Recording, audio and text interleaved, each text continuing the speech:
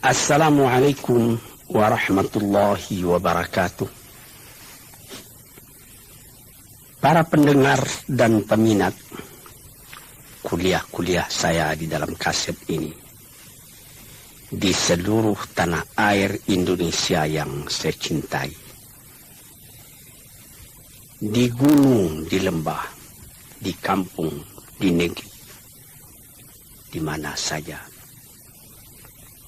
kaset ini diputar. Dalam kuliah saya hari ini akan saya terangkan suatu hal pula di dalam kehidupan kita kaum muslimin yang menjadi minat daripada seluruh kita yang beriman kepada Tuhan. Ialah mengerjakan haji ke Mekah Al-Mukarramah dan berziarah ke makam Rasulullah sallallahu alaihi wasallam di Madinatul Munawwarah. Setiap tahun kita bangsa Indonesia yang jauh ini, yang disebut orang fi Syarqil Aqsa, di tanah timur yang jauh, telah beratus-ratus tahun sejak zaman dulu, masa ke Mekah masih naik kapal layar, namun kecintaan buat mengerjakan haji itu tidak kurang daripada kecintaan negeri-negeri lain di dunia ini. Saya sendiri, pada mula-mula saya naik haji di tahun 1927, dalam usia baru 19 tahun. Ketika itu harga karet sedang membumbung naik, harga getah di Jambi dan di tempat-tempat lain. Dan sewa kapal ketika itu, karena belum ada kapal udara sebagai sekarang, baru 165 rupiah pergi dan balik. Berduyun orang yang pergi. Dan waktu itu 165 rupiah pun sudah mahal. Dari tahun ke tahun, belum pernah turun sewa kapal itu. Pada tahun 1950, sesudah penyerahan kedaulatan dari Belanda kepada kita di bulan Desember 49, maka dekat-dekat bulan Agustus 1950, saya berangkat ke Mekah sebagai anggota MPH, Majelis Pimpinan Haji. Kabarnya konon sewa kapal pada waktu itu baru 7.000 rupiah pergi dan balik. Kerinduan orang buat naik haji sama saja, baik di waktu harga tiket 165 rupiah pulang balik, atau 7.000 rupiah pulang balik, atau 1,5 juta rupiah pulang balik, atau sekarang ini sudah lebih lagi, dan belum pernah turun. Namun jumlah orang yang naik haji, orang yang berminat naik haji, tidak berkurang dari tahun ke tahun. Barangkali inilah salah satu mustajabnya permohonan Nabi Ibrahim kepada Tuhan, sebagaimana tersebut di dalam Al-Quran surat Ibrahim. Waj'al af'idatan minan nasi tahwi ilaih. Ya Tuhanku, jadikanlah hati manusia tertarik buat datang ke sana. Datang ke sana tidak sama dengan kita pergi piknik, tidak sama dengan kita menjadi turis ke Amerika, atau ke London, atau ke Paris, ke Roma, atau ke Spanyol, ke Alabama, atau ke Nebraska, ke Texas, atau ke San Francisco. Tidak sama. kita ke sana buat beribadat, kita dipanggil oleh Tuhan. Sekurang-kurangnya sekali seumur hidup kita, man istata'a ilaihi sabila, orang-orang yang sanggup berjalan ke sana. Sehingga ada mazhab lama yang mengatakan berjalan betul-betul sanggup hendaknya ke sana. Seketika saya naik haji bersama istri saya di tahun 1968. Ketika kami naik mobil dari Madinah akan menuju Mekah. Di tengah jalan bertemu satu orang dari Afghanistan. Berjalan kaki hendak pergi ke Madinah. Saya hentikan mobil kami. Saya turun, saya berikan sedikit hadiah kepadanya untuk perjalanannya. Menggelanggang air matanya lalu perjalanan diteruskannya juga. Semua orang yang ada agak sedikit iman dalam hatinya ingin buat pergi ke sana. Kejadian ini dapat kita ingatkan. Almarhum Presiden Soekarno sudah pernah naik haji. Kabarnya konon sampai ke makam Rasulullah di Madinah, beliau tidak tahan keluar air matanya ketika menghadapi kubur Rasulullah itu. Bung Hatta pun demikian pula. Semua telah almarhum. Malah yang paling akhir, Nyonya Fatmawati, bekas istri daripada Bung Karno. Dia berniat mulanya hendak naik haji bersama-sama dengan ayahnya di tahun 1979. Rupanya sebelum tahun 1980 ayahnya meninggal. Maka disampaikannya juga niatnya. Meskipun belum akan dapat naik haji, dia pergi umrah. Selesai mengerjakan umrah, dia pulang ke tanah air, singgah di Kuala Lumpur. Di satu hotel dia meninggal dunia. Demikianlah hati tiap-tiap orang Islam. Bagaimana kecintaannya buat pergi ke tanah suci itu. Dia tahu tanah suci tidak serupa dengan Paris, dengan London, dengan Roma, dengan Spanyol, dengan Nebraska, dengan Alabama, dan lain-lain. Di sana kalau musim panas terlalu panas, musim dingin terlalu dingin. Tapi apabila kita telah datang kembali ke tanah air, teringat musim dingin di sana, tapi di sini kita tidak kedinginan. Cuma jadi ingatan saja. Dengan segala kerendahan hati saya berkata, tuan-tuan, saya sudah pergi ke tanah suci itu baru 12 kali. Saya sudah pergi ke London 2 kali. Tidak ada niat saya buat ke London lagi, tidak. Saya sudah pergi ke Spanyol, tidak ada niat lagi buat melihat bekas Masjid Alhambra, Cordova, Granada, Sevilla, tidak. Saya sudah merasakan ributnya di New York, di Jepang, dan lain-lain. Tapi tidak ada kerinduan buat datang lagi ke sana, tidak. Ya, kalau datang panggilan atau datang undangan, pergi juga, tapi tidak seperti ke Mekah. Tidak dapat itu. Apakah ini termasuk yang irasional, kata orang, di luar ungkapan akal? Dan ini apakah termasuk emosi, tidak tahulah. Tapi terbayang itu Ka'bah, terbayang sumur Zam-Zam, makam Ibrahim, sembahyang di makam Ibrahim, Allah, Hajarul Aswad, menciumnya. Puas hati pada waktu itu. Habis tawaf, berdiri ke Murtazam, bergantung pada baju Ka'bah, menekur kepala tapi hati melanjut ke atas, mengingat Tuhan, memohonkan ampunnya dan ridha-Nya. Dan kalau pada 9 hari bulan Dzulhijjah, wukuf di Arafah. Sudah berapa kali saya wukuf, tidak dapat saya gambarkan. Tiap wukuf, tiap air mata titik tergambar padang mahsyar yang akan kita tempuh di belakang hari.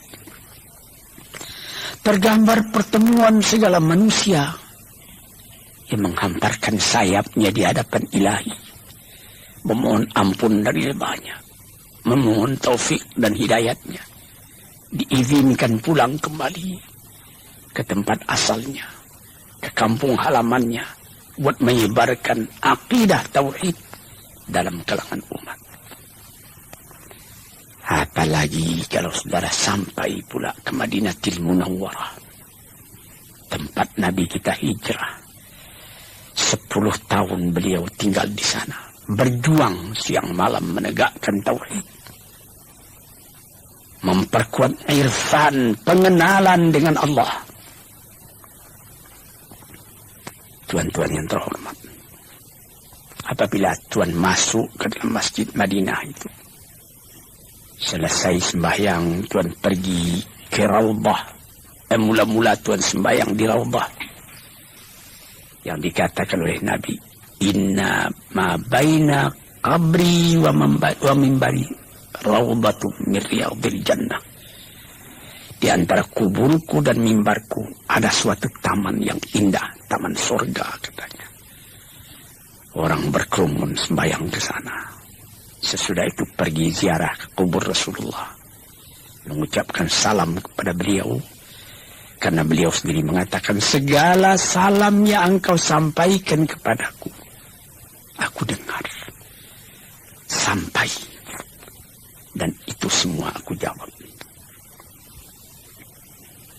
Tuan-tuan yang terhormat, inilah yang dinamakan di dalam ilmu tasawuf zauq, perasaan dalam kehidupan ini. Di samping akal, di samping iradah, kemauan, ada lagi namanya atifah, perasaan.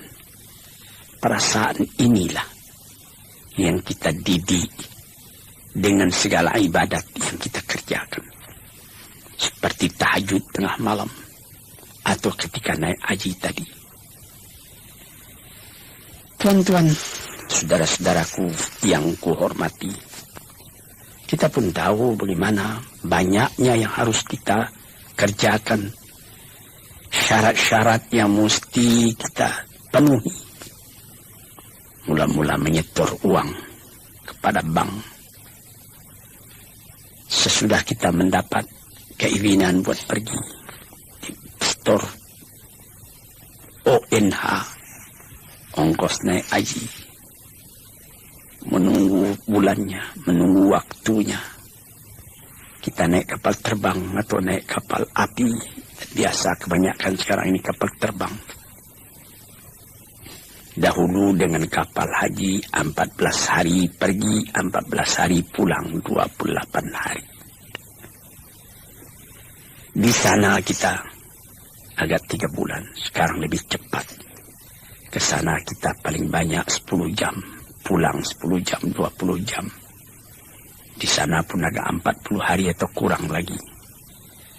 Tetapi saya juga pernah melihat kawan saya. Dia datang dengan kapal terbang ke Mekah. Selesai dia mengerjakan haji, tiba-tiba sudah lekas mesti pulang. Menangis dia.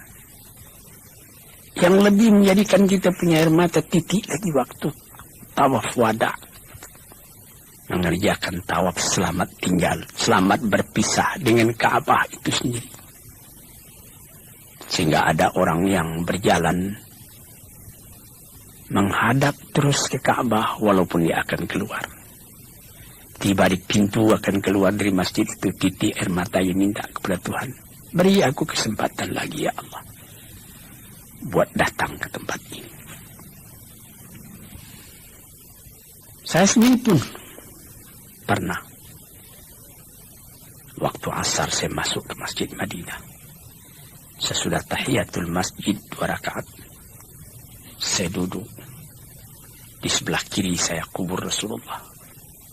Saya berkata seorang diri. Tidak didengar oleh orang lain, tapi didengar oleh semangat saya sendiri. Ya Rasulullah, saya katakan, yang berada di sebelah kiri saya sekarang ini. Barangkali waktu engkau hidup, engkau sendiri tidak menyangka bahwa ke tempat saya yang jauh, ke tanah sirah, sungai Batang meninjau di tepi danau, di Pulau Sumatera.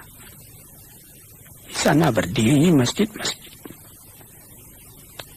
Besarnya menurut kebesaran atau kekecilan penduduk di tempat itu. Dari seberang ke seberang danau kedengaran azan memanggil buat sembahyang. Ke sana agama ini telah pun masuk, ya Rasulullah. Kami telah datang kemari. Haraplah engkau tahu. Haraplah engkau terima umatmu ini. Hati kami selalu terpaut kepada engkau. Ini salah satu perasaan yang dirasakan ketika mengerjakan haji tadi. Pernah saya ketika menerangkan hal puasa menyebut bagaimanapun kerasnya peraturan, namun dispensasi mesti ada. Yaitu seperti naik haji tadi. Ada orang tua, umur sudah lebih 80 tahun. Kalau dibawa dengan kapal terbang pun sudah susah. Duduk di kapal terbang berjam-jam itu juga capek. Seperti sudah mau bercerai-cerai, rengkah-rengkah badannya itu kena angin. Orang yang begitu boleh menyuruhkan orang lain menghajikan atas namanya. Asal saja orang lain tadi sudah haji pula lebih dulu untuk dirinya sendiri. Malah di dalam suatu hadis yang dirawikan oleh Daruqutni dikatakan, kalau ayahmu telah meninggal, ibumu pun telah meninggal, engkau boleh menghajikan dia. Dahulukan menghajikan ibu, karena ada hadis mengatakan ibumu. 3 kali Rasulullah mengatakan. Jadi dahulukan menghajikan ibu daripada menghajikan ayah, kalau beliau-beliau belum haji. Mungkin kita melihat lagi dispensasi yang diberikan Tuhan.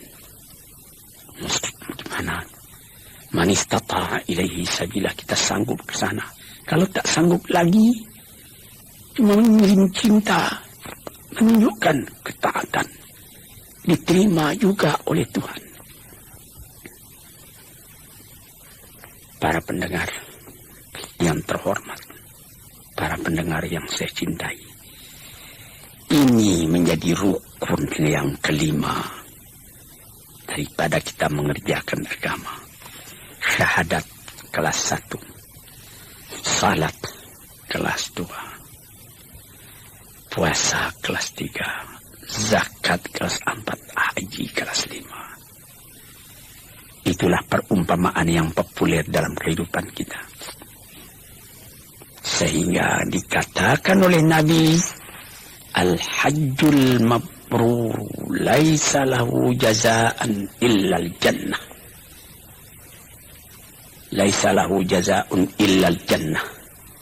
Haji yang mabrur itu, haji yang diterima oleh Allah itu, tidak ada pahala yang lain kecuali surga. Tuan-tuan bisa menimbang sendiri, apakah ujiannya haji yang mabrur itu? Haji yang mabrur itu terasa kalau kita pulang dari sana. Hati itu terus terpaut juga ke sana. Ka'bah berdiri di Mekah, tetapi setelah kita naik haji, dia berdiri dalam hati kita. Dia berdiri di dalam ingatan kita. Dia terbayang terus seakan-akan di hadapan kita. Terbayangnya Ka'bah tadi memperingati pula, memberi peringatan kepada kehidupan kita. Akan hidup dengan tujuan yang tetap sampai bercerai nyawa dengan badan, bertali dengan Ka'bah. Menyembah kepada Allah, menghadapkan muka kepada kiblat. Sehingga sampai di negeri sendiri berubah hidup kita sendiri daripada yang kurang baik kepada yang lebih baik. Ini tanda daripada haji yang mabrur.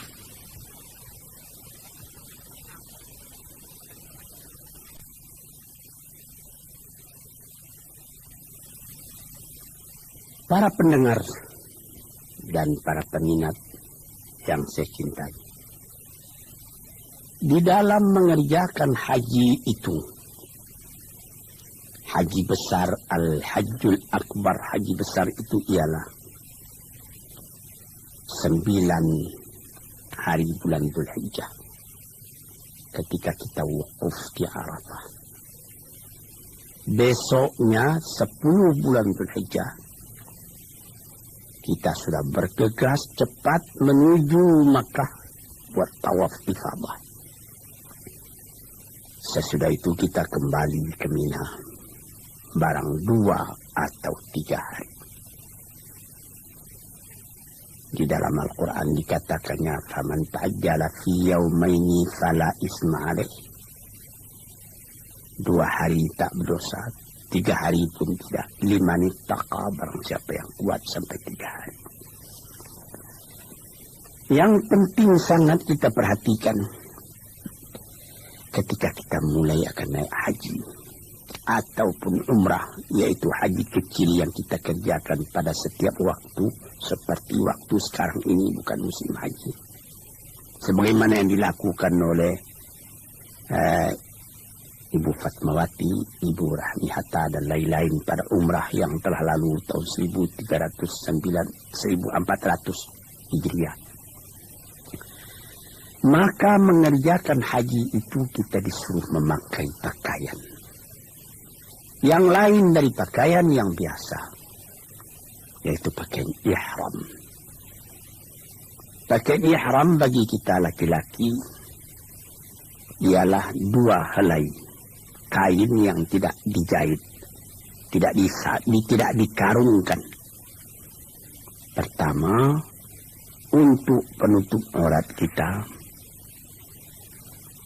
menjadi diikatkan ke pinggang. Kedua, menjadi selimut kita yang diselempangkan di bahu kita. Ini pakaian yang sangat dianjurkan ialah kain putih. Karena ini sudah terjadi beratus beribu tahun, maka telah diperbuat orang kain yang khas untuk ihram, yaitu handuk besar. Biasa dijual orang di Jeddah.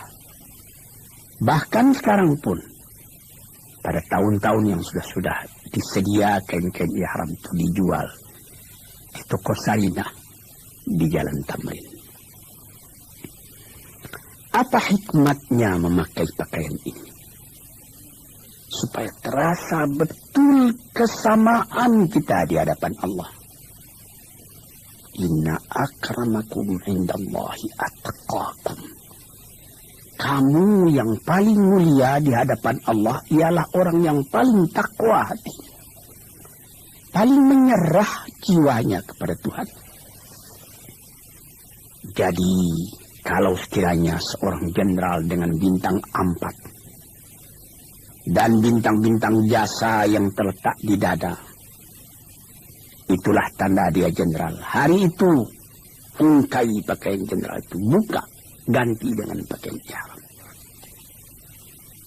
Kalau sekiranya seorang berpangkat tinggi, atau dia kaisar, atau dia imperior, atau dia presiden sekalipun dengan pakaian-pakaian dinas tertentu, bintang gemerlapan pada dada, tanggalkan pada hari itu, ganti dengan pakaian ihram. Sehingga dapat kita lihat pada waktu ihram itu tidak ada perbedaan antara serdadu dengan jenderal, antara kapiten dengan letnan, antara petani dari rimba-rimba sebelah Yaman atau sebelah Najd dengan pengembala unta kaum Badui dari padang pasir, antara datuk-datuk dari Minangkabau, antara raden-raden dari tanah Jawa, antara andi-andi dari Sulawesi, antara gusti-gusti dari Kalimantan, antara para pangeran dari Jawa, dan lain-lain. Tak ada perbedaan sama sekali. Orang semuanya memakai pakaian yang sama. Dan ada lagi tersebut di dalam suatu hadis. Apabila ada orang sedang memakai pakaian ihram itu meninggal, kuburkanlah dia bersama dengan pakaian ihramnya itu. Jangan ditutup mukanya. Dikatakan bahwa nanti apabila kiamat datang, kam labista yauman aw ba'da yaum. Berapa lamanya engkau tidur di sini? 1 hari ataupun setengah hari katanya. Padahal ini sudah jutaan tahun. Apa yang lebih dulu dikeluarkannya? Labbaik Allahumma labbaik. Dia sangka dia masih mengerjakan haji. Labbaik Allahumma labbaik. Inilah yang kita baca selama kita mengerjakan ihram tadi. Labbaik Allahumma labbaik. Innal hamda wan ni'mata laka wal mulka la syarika lak. Ya Tuhanku, aku telah datang kemari memperkenankan panggilanmu. Aku telah datang. Tidak ada syarikat bagi engkau, tak ada sekutu bagi engkau, esa engkau. Tidak bersekutu dengan yang lain. Segala puji-pujian, segala kekuasaan, semuanya di tangan engkau. Tidak ada sekutu engkau dengan yang lain. Inilah yang dibaca pada waktu itu. Tuan-tuan yang terhormat. Seakan-akan terbayang di hadapan kita bagaimana ratanya padang Arafah itu. Jauh saujana mata memandang padang Arafah. Khaimah berdiri beratus ribu banyaknya. Sejak dari waktu duhur sudah kedengaran orang membaca munajat, seruannya, ratapannya, pengaduannya, rintihannya kepada Tuhan. Minta diampuni dosanya. Minta ditunjukkan jalannya lurus dalam kehidupan. Minta terang. An-nur, terang, jangan kegelapan. Tiap tahun, tiap pergi naik haji, wukuf di Arafah, terbenam ke dalam hati perasaan. Sum-sum jiwa kita terasa kebahagiaan hati menjadi seorang muslim yang menyerahkan dirinya kepada Tuhan. Tuan-tuan, saudara-saudara, laki-laki dan perempuan. Itulah yang saya mengatakan pada permulaan perkataan saya tadi. Bagaimana terpautnya hati ke sana. Hendak mengerjakan ibadat itu. Dan bagaimana pula kerinduan orang hendak meneruskan ziarah kepada kubur Rasulullah. Sehingga menjadi syair daripada ahli-ahli penyair mengatakan, ya Rasulullah, telah tertanam kerinduan hendak menziarahi engkau dalam jiwaku. Moga-moga Allah memibahkan kurnia kepadaku sehingga ringan langkahku buat pergi menziarahi engkau itu. Syauqi ila haramin nabiyil hadi fa'asa afuzu bimaqsadi wa muradi.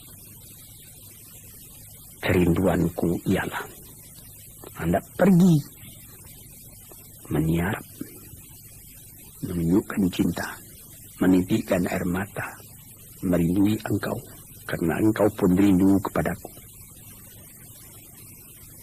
Moga-moga tercapailah maksudku ini. Saudara-saudara yang terhormat, saya katakan tadi, haji yang mabrur itu tidak ada Yang lainnya akan dia terima, melainkan diterima Tuhan di dalam surga. Haji yang mabrur itu kayaumin waladathu ummu. Haji yang mabrur itu membuat orang setelah selesai haji sama dengan waktu dia lahir daripada perut ibunya. Bersih dia daripada dosa. Hadirin dan hadirat yang saya cintai, yang saya muliakan. Inilah beberapa tanda-tanda daripada kita orang Islam. Dan ada perkataan peringatan yang agak keras daripada Sayyidina Umar ibn Khattab radhiyallahu anhu, sahabat Rasulullah, Amirul Mukminin. Beliau mengatakan, barang siapa yang tidak tergetar hatinya buat pergi ziarah, mengerjakan haji ke Mekah itu, saya takut katanya kalau dia mati menjadi orang Yahudi atau menjadi orang Nasrani katanya. Sebab itu di dalam zaman yang sebagai sekarang ini, alhamdulillah zaman damai, peperangan tidak ada. Hubungan dunia bertambah dekat, bertambah rapat. Terutama dengan kemajuan adanya kapal terbang sekarang ini. 427 Boeing. Ada lagi pesawat baru yang lebih kencang. Itu semuanya menjadikan dekatnya, menjadikan mudahnya kita buat sampai ke tempat itu. Kita melihat bukit-bukit, gunung-gunung, kelihatan Jabal Nur, yang kalau kita keluar dari kota Mekah, kira-kira setengah jam sudah kelihatan puncak dari bukit itu. Dengan badan yang kuat, masih muda, kira-kira 2 jam sudah sampai ke atas. Atau Jabal Sur, tempat Nabi Muhammad bersembunyi waktu dia akan pindah ke Madinah bersama Abu Bakar. Yang di situ datang ayat Thaniyah Naini idhuma fil ghari idh qala li sahibihi la tahzan innallaha ma'ana. Seketika dia berdua dengan sahabatnya Abu Bakar berlindung di dalam gua Jabal Sur itu. Orang sudah mengancam dari luar. Abu Bakar sudah cemas. Kalau Nabi kelihatan, bukan dia cemas jiwanya sendiri, biar dia mati asal Nabi jangan tersinggung. Tapi Nabi membujuknya, la tahzan, kau jangan berduka cita, Allah bersama kita. Hadirin, saudara-saudaraku, laki-laki dan perempuan, semuanya ini adalah hal-hal kejadian yang kita alami semuanya dan lekat dalam hati kita, dan kita ingin berulang kembali. Apabila kita sa'i antara Safa dan Marwah, membaca doa-doa yang maksur daripada Rasulullah. Apabila sesudah itu kita punya kepala, digunting rambut kita, tahallul namanya. Kita sudah boleh memakai pakaian yang biasa kembali sesudah pakaian ihram. Hati kita pun terang, muka kita pun jernih. Ada orang yang mengumpulkan uang dari tahun ke tahun. Ada seorang teman saya di Masjid Agung Al-Azhar. Boleh saya sebut namanya, Muhammad Tahar. Lebih 10 tahun dia mengumpulkan duit. Ingin hendak ke Mekah. Setelah hampir berangkat, uang belum cukup. Kalau ditambah 100.000 lagi itu bisa. Dia tambah-tambah. Datang tahunnya akan datang. Rupanya sewa kapal ke Mekah bertambah naik. Uangnya tidak cukup juga. Akhirnya setelah hampir 10 tahun dia mengumpul uang, tidak cukup juga. Beberapa orang dermawan memberinya tambah uang. Di antaranya almarhum Dr. Isa memberikan sehingga cukup dia pergi ke Mekah. Di tahun 1974 dia ke Mekah. Bukan main. Dalam kemiskinan tapi hati besar. Di dalam kesedihan tapi muka manja. Dia bangga dia kembali. Benar dikatakan bahwa orang ke Mekah hendaklah dengan ongkos yang cukup, dengan belanja yang penuh, jangan sampai minta kepada orang lain. Itu benar. Tetapi apakah agama menutup pintu bagi orang berbuat baik akan berbuat baik? Kalau begitu berapalah orang yang akan sempat pergi ke Mekah? Banyak kejadian orang memberikan, pergilah kami tolong. Pulangnya hatinya pun puas. Ini contoh fastabiqul khairat, berlomba berbuat kebajikan, dan kebajikan yang utama itu man kasyafa an muslimin kurbatan min kurabil dunia kasyafallahu lahu kurbatan min kurabi yaumil qiyamah. Barang siapa yang menolong seorang kesusahan dalam dunia ini, niscaya Allah pun akan menolongnya pula dari kesusahan di hari akhirat esok. Inilah gunanya silaturahim, rasa cinta, rasa sayang antara orang Islam sesama orang Islam. Satu lagi yang meninggalkan kesan yang dalam hati kita sampai di Mekah. Tidak ada perbedaan bangsa, tidak ada perbedaan kulit. Orang hitam terlalu hitam dari Afrika, dari Ghana, dari Guinea, dari Abyssinia. Hitamnya cuma gigi yang kelihatan putih. Orang putih dari Afrika Utara, dari Tunisia, dari Maroko, dari Aljazair, bertemu di waktu tawaf dengan bermacam-macam rukbah tadi. Orang dari Cina, orang dari Indonesia dengan badannya yang pendek-pendek, kecil-kecil. Dipertemukan Allah, ditunjukkan oleh Tuhan kekuasaannya. Bagaimana dengan satu akidah? Bangsa yang bertebaran di seluruh dunia itu dapat bersatu ke satu tempat, merendahkan diri kepada Allah Subhanahu wa Ta'ala. Ini padahal di dunia ini masih terdapat, di negeri-negeri yang katanya sudah maju, masih terdapat apa yang disebut apartheid. Pembedaan warna kulit sebagai di Afrika Selatan sampai sekarang masih saja menjadi kemelut politik. Baru di Zimbabwe yang baru terlepas, di Rhodesia. Padahal di Amerika sendiri masih belum hilang. Di negeri yang katanya sudah sangat maju. Di Mekah tidak ada itu perbedaan kulit begitu. Orang melihat di mana-mana ada orang hitam, ada orang putih, ada orang kuning. Di dalam Masjidil Haram beberapa orang hitam dari Afrika sedang duduk membaca zikir. Saya pernah melihat membaca wirid, entah kitab Dalailul Khairat, entah apa kitab yang lain. Tiba-tiba kelihatan oleh orang Perancis yang sedang jalan juga memegang kitab itu. Dia juga rupanya bacaannya itu, dia duduk ke tengah-tengah orang hitam-hitam tadi, turut berzikir bersama-sama, turut melagukan bersama-sama. Spontan. Jiwa begini, tuan-tuan yang terhormat, yang cuma ada dalam Islam, termasuk akidah.